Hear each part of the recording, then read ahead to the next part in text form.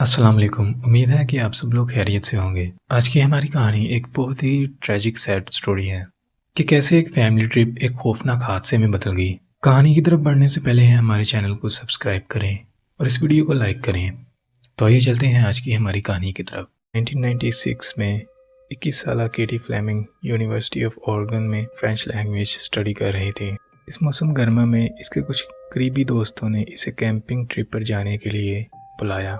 इस ग्रुप में कुछ ऐसे लोग भी थे जिन्हें कैटी पहली दफ़ा मिल रही थी और इनकी मंजिल सेरा निवाडा में माउंटेन रेंज के साथ एक खूबसूरत जगह थी। जब वो वहाँ पहुँचे तो कैटी का सारा ध्यान इन खूबसूरत मनाजर की बजाय 25 साल जेम्स किम पर था, जो इन लोगों में से था जिन्हें कैटी पहली दफ़ा मिली थी। लेकिन जो लोग इनके साथ इस ट्रिप पर थे उनके मुताबिक ये दोनों फ़ौरन ही एक दूसरे से मोहब्बत करने लगे थे और इस ट्रिप के दौरान कैटी और जेम्स एक दूसरे के साथ ही रहे। और जब ये लोग इस ट्रिप से वापस आए तो जेम्स कैटी के साथ रहने के लिए सिएटल से ऑरेगन शिफ्ट हो गया।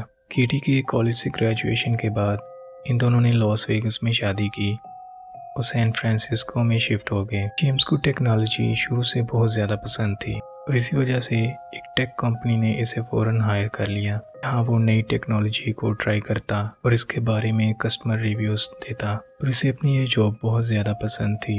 इन दोनों ने सैन फ्रांसिस्को में 2 बुटीक स्टोर्स भी खोले। इन दोनों स्टोर्स को सारा वक्त केटी ही मैनेज करती थी। 2006 तक इनकी फैमिली माली तौर पर बहुत ज़्यादा कामयाब हो गई थी और साइज़ में भी बढ़ गई थी। इनकी एक 4 साल बेटी थी जिसका नाम पेनेलोप था और एक 7 माह की बेटी थी जिसका नाम सबीन था। और ये दोनों अपने बच्चों से बहुत ज़्यादा प्यार करते थे, लेकिन ख़ास तौर पर जेम्स अपनी बेटियों से बहुत ज़्यादा मोहब्बत करता था। और इनकी फैमिली और फ्रेंड्स के मुताबिक अगर कमरे में जेम्स और इसकी बेटियां होती तो आप जेम्स के साथ बिल्कुल बात नहीं कर सकते थे, क्योंकि वो अपनी बच्चियों की तरफ देखता रहता और इसका सारा ध्यान अपनी बच्चियों की तरफ होता। 17 नवंबर को जेम्स, केटी और इनकी दोनों बेटियां अपनी गाड़ी में बैठे और सिएटल में नॉर्थ की तरफ रवाना हुए, जहां वो जेम्स की एक खाला से मिलने जा रहे थे। और दरअसल जेम्स और केटी सैन फ्रांसिस्को से किसी और जगह पर मूव होना चाहते थे और ये इनके लिए रहने के लिए एक नई जगह देखने के लिए एक अच्छा मौका था। और इस तरह अपने लंबे सफ़र के बाद आखिरकार वो सिएटल पहुंचे और कुछ दिनों तक वहां जेम्स की खाला के घर रहे और वहां बहुत अच्छा वक्त गुजारा। और 24 नवंबर को जेम्स, केटी और इनकी दोनों बेटियां अपनी गाड़ी में वापस बैठे और जेम्स की खाला को अलविदा कहा और वहां से निकल गए।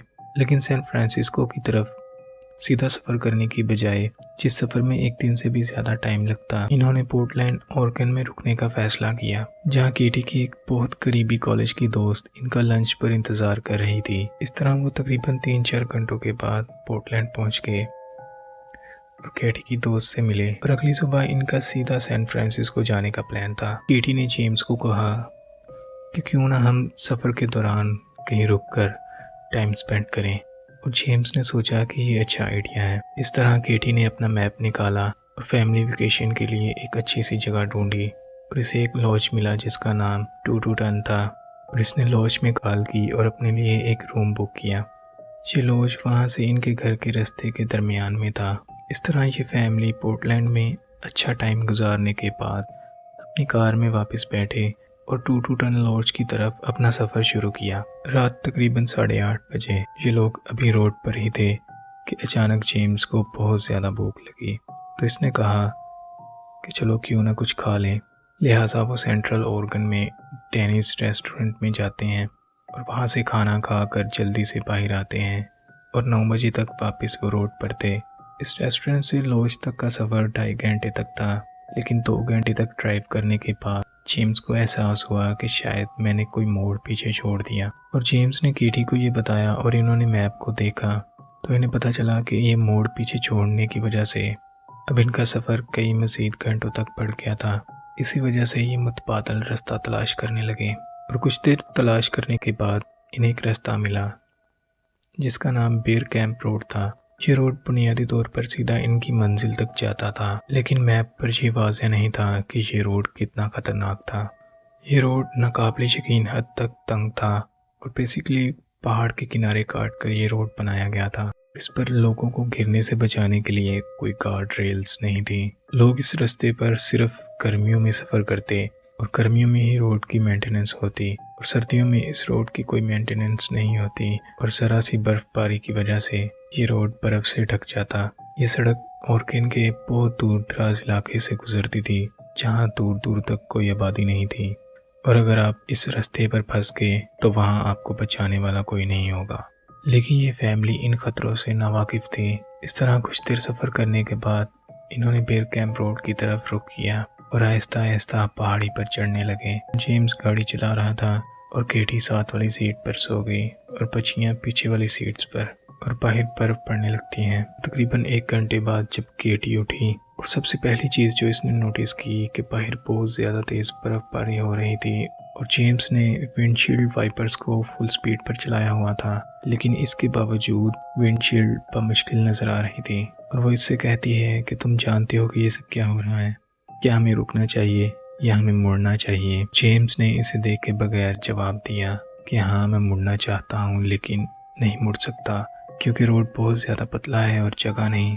लेकिन अभी कुछ देर पहले हम सड़क के किनारे से गुजरे जहाँ पर इतनी जगह थी कि हम गाड़ी वापस मोड़ सकते थे और मुझे उम्मीद है कि हम ऐसे किनारे से दोबारा गुजरेंगे तो हम वहाँ से अपनी गाड़ी वापस मोड़ लेंगे। लेकिन केटी इस ख्याल से खुश नहीं थी, लेकिन उसे जेम्स पर भरोसा था और उसने कहा कि चलो ठीक है। और इस तरह जेम्स इस पहाड़ी के किनारे पर गाड़ी चलाता रहा जहाँ जेम्स की बाईं तरफ एक ड्रॉप ऑफ है और रोड बर्फ से ढका हुआ है और सड़क स्लिपरी है। हालांकि वो 10 किलोमीटर पर आवर की रफ्तार से गाड़ी चला रहा था, लेकिन फिर भी गाड़ी बार बार फिसल रही थी और इनमें से एक को बार बार गाड़ी से निकलकर रोड को साफ करना पड़ रहा था। और इस तरह कई मील सफ़र करने के बाद इन्हें कोई किनारा नहीं मिला और आखिरकार केटी ने जेम्स को कहा कि अब हमें रुकना होगा, ये अभी हमारी आखिरी चॉइस है। और इस तरह जेम्स ने गाड़ी रिवर्स में डाली और गाड़ी का दरवाज़ा खोला और सड़क के किनारे को देखने लगा कि जहाँ से ये यकीनी बना सके कि वो सड़क से हट नहीं रहा। और घंटों तक ये इस तरह रिवर्स में गाड़ी चलाता रहा, इस बात का एहतियात रखते हुए कि वो पहाड़ी से गिर ना जाए और ये बहुत ज़्यादा मुश्किल काम था। और आखिरकार वो इस किनारे पर पहुंच गए जिसे जेम्स ने काफ़ी देर पहले देखा था। और अब इनके पास 2 चॉइस थी, या तो वो सीधे इस रास्ते से वापस जा सकते थे जहाँ से वो बहुत मुश्किल इस पतले से रोड से ड्राइव करके आए थे जो बर्फ़ से ढका हुआ था, और यहाँ तो वो अपनी बाईं जानिब जो एक खुली सड़क थी और जो देखने में लग रही थी कि पहाड़ी से बिल्कुल नीचे जा रही है। लेकिन वो सोच रहे थे कि हम नहीं जानते कि ये रोड किस तरफ जाता है और साइन भी वाज़ेह नहीं थे। लेकिन वो इतना जानते थे कि अगर हम बुलंदी से नीचे जाएंगे तो मौसम इतना ख़राब नहीं होगा और शायद नीचे आबादी हो और यहाँ कोई गैस स्टेशन मिल जाए। लेकिन जो कुछ भी है ये इस रास्ते से बेहतर नज़र आ रहा था जहाँ से ये भी आए थे। और इस तरह जेम्स ने अपनी गाड़ी मोड़ी और इस नई रोड पर गाड़ी चलानी शुरू कर दी। लेकिन ये फैसला इनकी बहुत बड़ी गलती थी क्योंकि ये रास्ता एक डेड एंड था। आमतौर पर इस रास्ते पर एक पीला बड़ा गेट लगा होता था जो ट्रैफिक को इस सड़क पर जाने से रोकता था, लेकिन कुछ गुंडों ने हाल ही में आकर इस गेट का ताला तोड़ा और इस गेट को वहां से हटा दिया। यह सड़क कच्ची थी और गड्ढों से भरी हुई थी। इन लोगों ने इस सड़क पर 15 मील तक गाड़ी चलाई जो एक बार फिर पहाड़ के किनारे पर थी और आखिरकार वो सड़क के एक और किनारे पर पहुंचे जहां से वो सीधा जा सकते थे या दाईं तरफ मुड़ सकते थे। और अब जेम्स ने फौरन अपनी गाड़ी रोकी और गाड़ी से निकलकर मदद के लिए कॉल करने की कोशिश की, लेकिन वहाँ फ़ोन सर्विस नहीं थी। इन्होंने नोटिस किया कि अब बर्फ़बारी नहीं पड़ रही थी, इसकी बजाय अब बारिश हो रही थी और इन्होंने सोचा कि अब रात के 2 बज गए हैं और हम बहुत ज़्यादा थके हुए हैं, क्यों ना हम रात यहीं गुजारें और सुबह तक बारिश इस बर्फ़ को साफ़ कर देगी और हम यहाँ से निकल जाएंगे। और इन्हें ये सूरत हाल इतनी ख़राब नहीं लग रही, उन्हें यकीन था कि वो वहाँ से निकल जाएंगे। उन्होंने सोचा कि हम गाड़ी चलती रहने देंगे और हीटर ऑन रहेगा और सुबह हम यहाँ से निकल जाएंगे। और इस तरह वो सो गए और अगली सुबह जब वो उठे तो इन्होंने देखा कि रात को जब वो सो गए तो टेम्परेचर बहुत ज़्यादा गिर गया, जिस वजह से बारिश का पानी जम गया और इसके ऊपर 2 फुट बर्फ़ गिरी थी जिसकी वजह से ये फंस गए थे। लेकिन ये दोनों घबराए नहीं क्योंकि इन्होंने बेर कैंप रोड की तरफ मुड़ने से पहले बर्फ़ हटाने वाला एक ट्रक देखा था और इन्होंने सोचा कि ये ट्रक बर्फ़ हटाने के लिए इस रोड पर आएगा। इस तरह इन्होंने नाश्ता किया और कुछ देर किताबें पढ़ी और रेस्क्यू का इंतज़ार करते रहे। और इस तरह इस पूरे दिन के दौरान कोई भी इस सड़क से नहीं गुजरा, ना तो कोई बर्फ हटाने वाला ट्रक और ना ही कोई और। केटी और जेम्स मुसलसल अपने सेल फोन्स को चेक करते रहे, लेकिन इन्हें कोई सर्विस नहीं मिली। और इसके अलावा केटी और जेम्स अपनी गाड़ी का हॉर्न बजाते रहे कि शायद कोई इस इलाके में मौजूद हो और ये हॉर्न सुनकर हमारी मदद के लिए आए, लेकिन कोई भी इनकी मदद के लिए नहीं आया। और इस तरह संडे की रात तक जेम्स और केटी परेशान होने लगे, क्योंकि इनके साथ 2 छोटी बच्चियां थीं और इसलिए वहाँ वो ज़्यादा देर तक बाहर नहीं रह सकते थे। लेकिन वो एक दूसरे से कहने लगे कि शायद संडे का दिन है तो छुट्टी हो, इसलिए वो बर्फ़ हटाने के लिए नहीं आए, और शायद कल मंडे है तो वो बर्फ़ हटाने के लिए यहाँ आए। और इस तरह इन्होंने एक दूसरे को यकीन दिलाने के लिए कहना शुरू किया कि हाँ, कल मंडे है और इसी दिन हम वापस जाने वाले थे सैन फ्रांसिस्को, और शायद हमारी गैर मौजूदगी की वजह से लोग हमें ढूंढने की कोशिश करें। और इस तरह केटी और जेम्स ने अपनी बेटियों को कार की सीट पर बैठाया और जेम्स ने अपनी बेटियों को स्टोरी सुनाई, और इस तरह ये सो गए। और इस तरह मंडे को अगले दिन वो उठे और वही सब कुछ किया जो इन्होंने एक दिन पहले किया। वो अपनी गाड़ी में बैठ के और अपने हौसले बुलंद रखे और अपने सेल फोन दोबारा चेक करते रहे, लेकिन इनसे कोई काम नहीं बना। इन्होंने अपने खाने को रोशन करने की कोशिश की और इस सड़क पर देखते रहे कि शायद कोई बर्फ़ हटाने वाला ट्रक आए या कोई और गाड़ी, लेकिन कोई ट्रक या गाड़ी नहीं आती। उधर सैन फ्रांसिस्को में इनके एक दोस्त ने इनकी गैर मौजूदगी को नोटिस किया, लेकिन उसने पुलिस को इत्तला नहीं की, क्योंकि उसका ख्याल था कि शायद इन्होंने कुछ देर और वहाँ रुकने का फैसला किया और कुछ दिनों बाद वो खुद ही वापस आ जाएंगे। मंडे की रात तक केटी और जेम्स अब खौफजदा होना शुरू हुए, क्योंकि इनकी गाड़ी का पेट्रोल तकरीबन ख़त्म हो चुका था और इनका खाना तकरीबन ख़त्म हो चुका था। और इसलिए खाने की कमी की वजह से केटी ने अपनी 7 माह की बच्ची के साथ अपनी 4 साला बच्ची को भी दूध पिलाना शुरू किया। इसके अलावा इनकी गाड़ी के बाहर बहुत ज़्यादा बेयर्स जमा होना शुरू हुए और इनको चेक करना शुरू किया। और इस तरह केटी और जेम्स ने चीख कर और चिल्लाकर बेयर्स को वहाँ से भगाने की कोशिश की, लेकिन वो इनसे इतने खौफज़दा नहीं थे। वो बस इनकी तरफ एग्रेसिव नहीं थे और वो वहाँ से चले गए। लेकिन अब जेम्स और केटी को ये महसूस होने लगा कि हम इस छोटी सी कार में फंस कर रह गए हैं, और अब वो कार से बाहर निकलने में महसूस नहीं करते थे और ये बहुत ही ज़्यादा बुरी सूरत हाल में फंस गए थे। अब तक केटी और जेम्स ने बहुत हिम्मत की थी, लेकिन इसके बाद केटी और जेम्स खौफज़दा होने लगे और ये चीज़ बच्चों ने नोटिस की और वो भी खौफज़दा होने लगे। लेकिन बच्चों को तसल्ली देने के लिए इन्होंने कहना शुरू किया कि हम जल्दी ही घर वापस चले जाएंगे, अभी कोई हमारी मदद के लिए आ जाएगा और हम यहाँ से निकल जाएंगे। लेकिन अंदर से वो जानते थे कि हालात बहुत ख़राब हैं और अगर जल्दी ही हमें किसी ने तलाश नहीं किया तो हम यहीं मर जाएंगे। और इस तरह अगले दिन ट्यूसडे को जब वो उठे तो खाना तकरीबन बिल्कुल ख़त्म हो चुका था और जेम्स गाड़ी से निकलकर पेयर्स के जाने का इंतज़ार कर रहा था, जो वहाँ खड़े हर जगह पर इनको देख रहे थे। जब वो बेयर्स वहाँ से हट गए तो जेम्स ने दरख्तों के पास जाकर कुछ बेरीज उठाई। जेम्स और केटी ने ये बेरीज खाई और अब वो सोच रहे थे कि बच्चे बहुत ज़्यादा सुस्त होने लगे थे और इस वजह से ये दोनों आपस में लड़ने लगे कि ये किसका आइडिया था, हालांकि वो दोनों ही डरे हुए थे। इसी दौरान सैन फ्रांसिस्को में अभी तक फैमिली के लापता होने की इत्तला पुलिस को नहीं की गई थी। इस तरह ट्यूसडे की रात को ये वापस अपनी कार में गए और सो गए। अगली सुबह जब वो उठे तो इनकी गाड़ी का पेट्रोल ख़त्म हो गया और इनके पास खुद को गर्म रखने के लिए अब कोई रास्ता नहीं था। इसलिए जेम्स ने गाड़ी की डिक्की से एक स्पेयर टायर निकाला और गाड़ी से कुछ मैगजीन्स निकाली और फैमिली को गर्म करने के लिए आग जलाई। लेकिन ये आग ज़्यादा देर तक नहीं जली और इन्हें वहाँ कोई खुश्क लकड़ी नहीं मिली जो वो जला सकते थे। और इस तरह सारा दिन जेम्स और केटी रोड की तरफ देखते रहे कि शायद कोई गाड़ी या ट्रक वहाँ से गुजरे, जो कि कभी नहीं गुजरा। और इस तरह कुछ देर बाद अंधेरा हो गया और वो अपनी जमी हुई गाड़ी में वापस घुस गए और इन्हें बाहर से पेयर्स के चलने की आवाज़ें आती रहीं।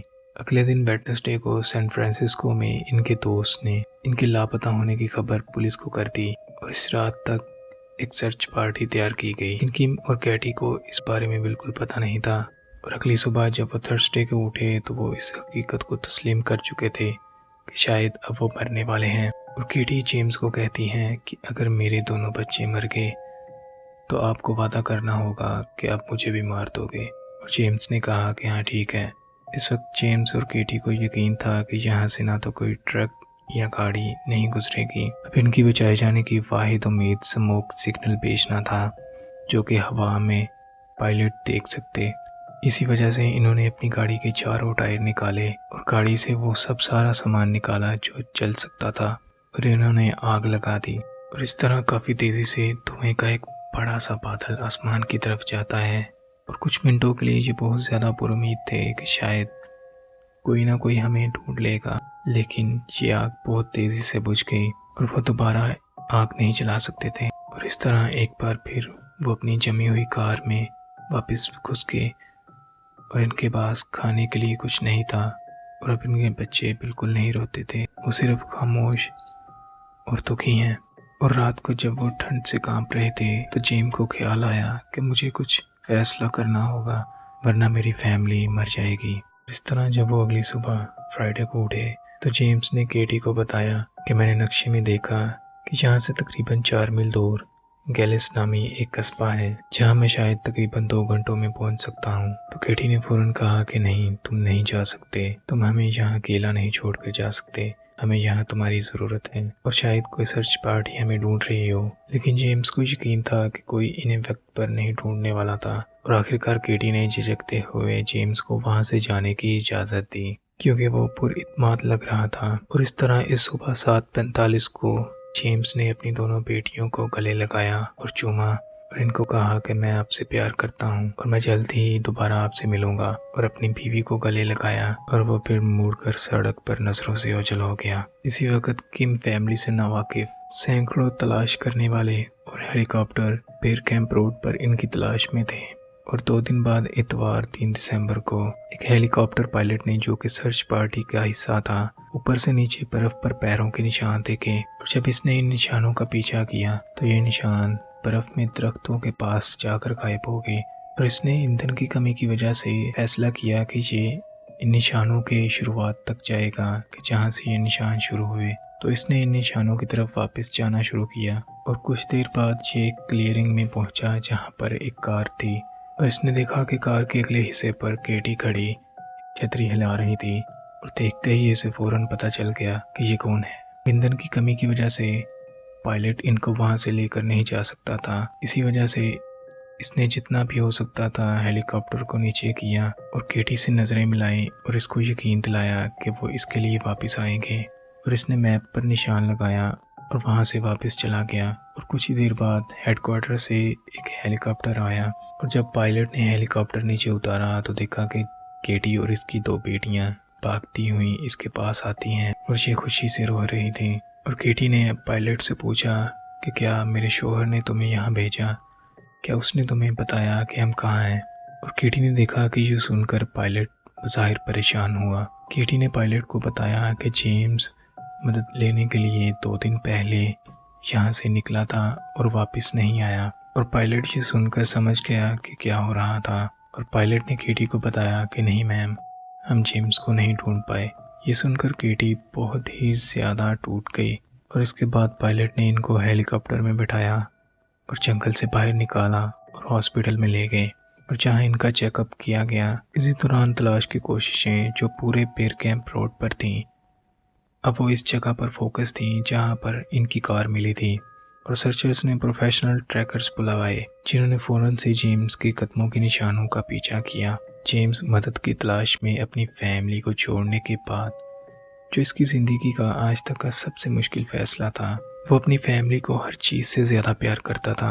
और इसे जंगल के बीचों बीच बगैर किसी ताकत और खाने के इन्हें छोड़ना पड़ा। और इसे कोई अंदाज़ा नहीं था कि क्या वो इन्हें दोबारा देख पाएगा। और इस तरह इन्हें पीछे छोड़ने के बाद वो जिस सड़क से आए थे, इस सड़क पर वो 3 मील ऊपर चला गया।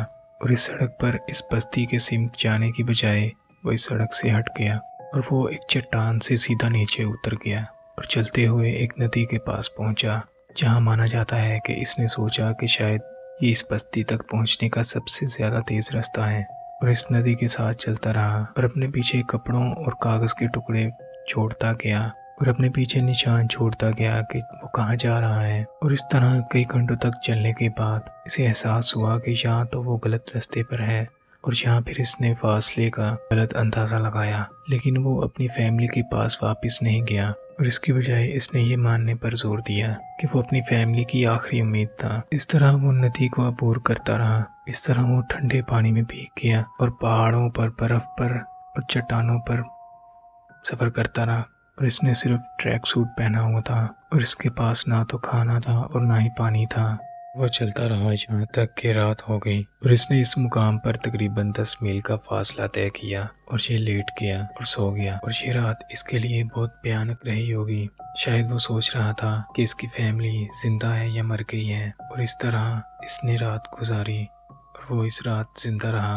और अगली सुबह सैटरडे को जब वो उठा तो टेम्परेचर -30 था। और इस हकीकत के बावजूद कि वो जिस्मानी तौर पर तबाह हो चुका था, लेकिन इसे इस चीज़ से कोई परवाह नहीं थी। वो अपनी फैमिली के लिए कुछ भी कर सकता था।